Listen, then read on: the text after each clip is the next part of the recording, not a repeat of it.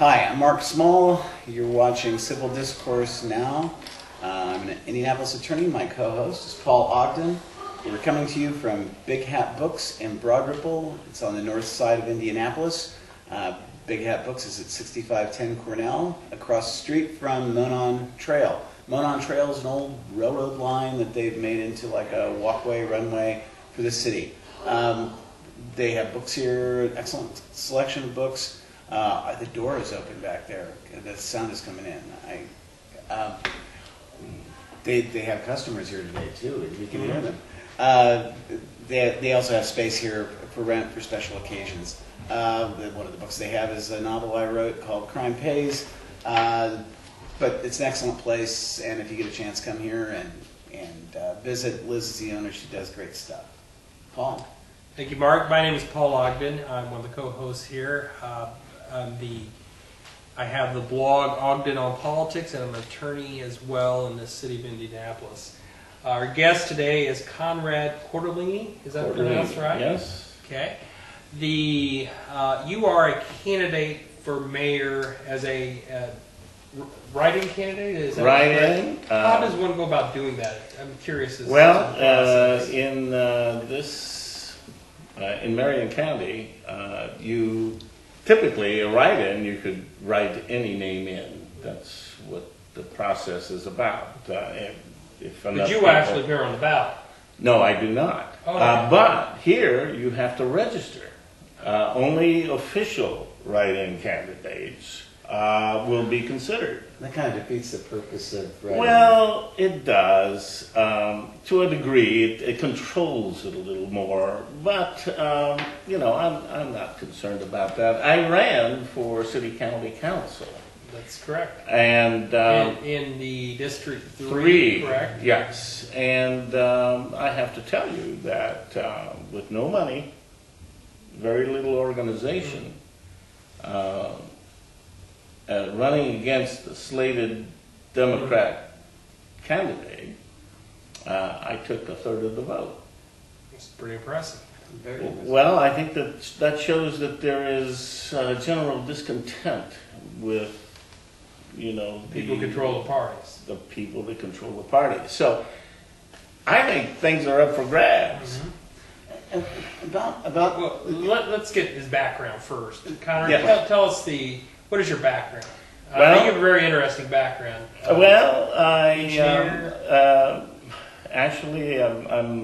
Architects come in several flavors. There's the engineer kind, and then there's the artistic. I actually have a degree from Herron School of Art in sculpture. I became an architect through the grandfather clause. I apprenticed with an architect for 8 years, and then I acquired a fine arts degree, and the combination allowed me to take a qualifying exam. This is, again, back when you could do this. You can't do this any longer. It's gotten tighter control. So once you take the qualifying exam, which is, a 3-day test, 24 hours, then you became eligible to take the state exam with all the graduates 6 months later. So it was a show of strength, but now I'm licensed in Indiana and in Arizona, of all places, because I had an opportunity to do a project there. So I am kind of this self-motivated self-starter, and I've gone the less beaten path. And that is, you have an expertise in the environment, correct? As the field developed, when the U.S. Green Building Council became a viable force, I was early to embrace it and became a LEED accredited architect. That means that LEED stands for Leadership in Energy and Environmental Design. And they have a whole, it's gotten very big now. They have a whole system of how to design projects that are environmentally friendly. When you say they, is this a governmental agency? No. The U.S. Green Building Council is an independent, not-for-profit organization. They're doing great things. They are using the dynamic governance model in decision making. It's all by consensus, and they've just done phenomenal work. I'm proud to be part of it. Unfortunately, we don't see very much of that happening here in the city, and that's one of the reasons why I'm running. We're not doing very much with sustainability at all. Well, didn't the mayor establish an office of sustainability? Yes, he did, and I was around when he did that. And this is one of the difficulties I have with the mayor.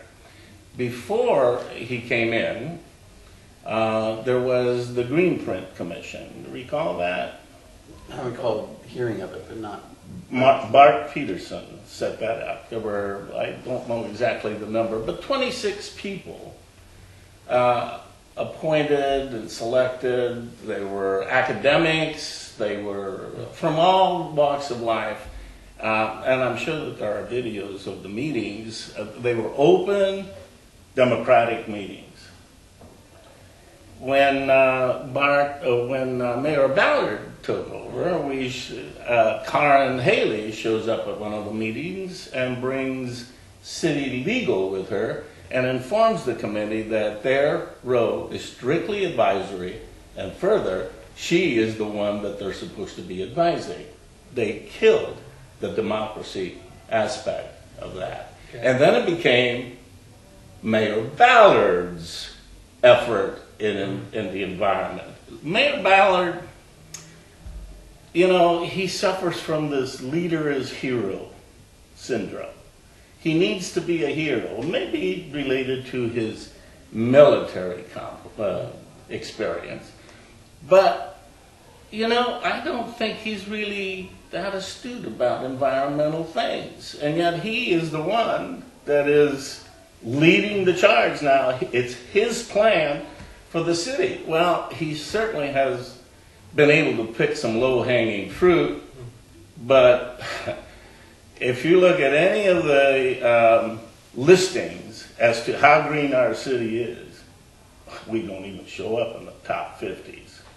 And we're the 17th largest city in the United States. We're like 12. So I don't think we're doing very well at all. Well, wasn't there a big announcement about making the city county council a green building? And I'm not sure the county building, that building. So if we do that, he's proud of the fact that they're going with a geothermal system.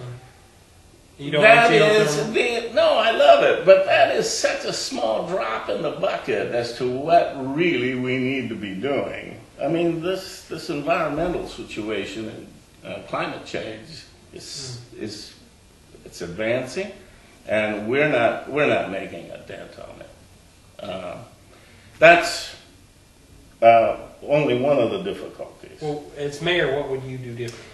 Well, as mayor, I brought this up. This idea is growing on me. As mayor, if I were elected mayor, what I would do is I would forego a salary and work for nothing. Okay? I would ask Mayor Ballard to take a position of city manager. He's already in place. He's got his people working. Because what we need to do is completely change the way we govern ourselves. I mean, we have to start from the ground up. There are so many convoluted.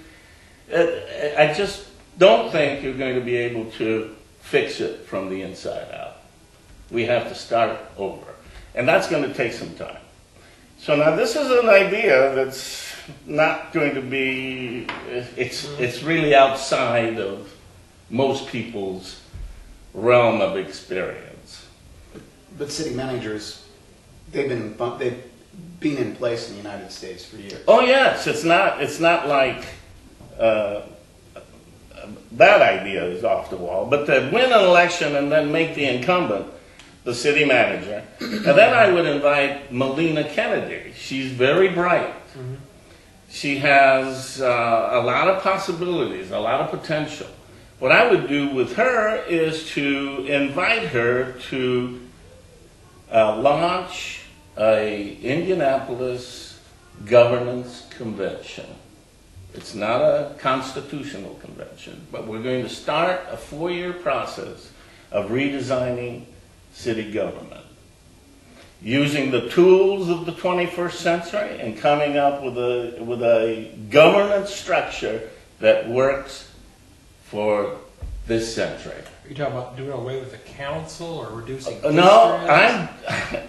I'm not here to tell you what the details of that is going to be. What I think we need to do is keep the vote afloat for the next 4 years, keep it running, because you can't stop it while you fix it. And at the same time, convene a conference. And part of that is going to be, the first step is to design that conference. Who needs to be invited? We need to have a period of time where we bring really interesting people that have thought about this, come in and educate the people that are going to be the decision makers. But we should start a really concerted effort to fix our governance system, because we have huge issues that we have to address, and the way we are governing now is not capable of addressing the issues. If the same people, though, and I'm not talking about just the incumbents, but if the same people who are at the top levels of the county parties, Yes. And they're involved in this situation, is there going to be any change? Well, there certainly will be some change. First of all, I really think that what's happening in these Occupy movements that everybody's trying to, the main press is avoiding, I think that's a real event that's happening. Oh, absolutely. I agree. The young folks are coming out and they're saying the same thing I'm saying. You know, the government has been taken over by big money interests. It doesn't function for the benefit of the citizen. It functions, it's a big gambling, money-changing place, and it functions for the big money interest to make more money. And it doesn't work to solve problems. Well, I mean, unless you change that, it doesn't matter how much you're going to talk about the problems. It's always going to be unsolvable. And I think one of the things Mark and I have talked about is how, at least I believe, that you have some of the people on the left and some people on the right that are saying the same thing about all these bailouts and corporatism, for lack of a better term, that we need to focus, use the term populism, that we need to get back what's good for the people, and Right. and people are enriching themselves. They might have different decisions on how you fix the problem, the right and the left, the Tea Right. Party people and the Occupy people, but what they're complaining about is some of the same stuff. Where you're talking about the bailouts, and we give money out to these big corporations, then they give themselves big bonuses. Well, but it's worse than that. I mean, the corporate mentality has permeated our culture. When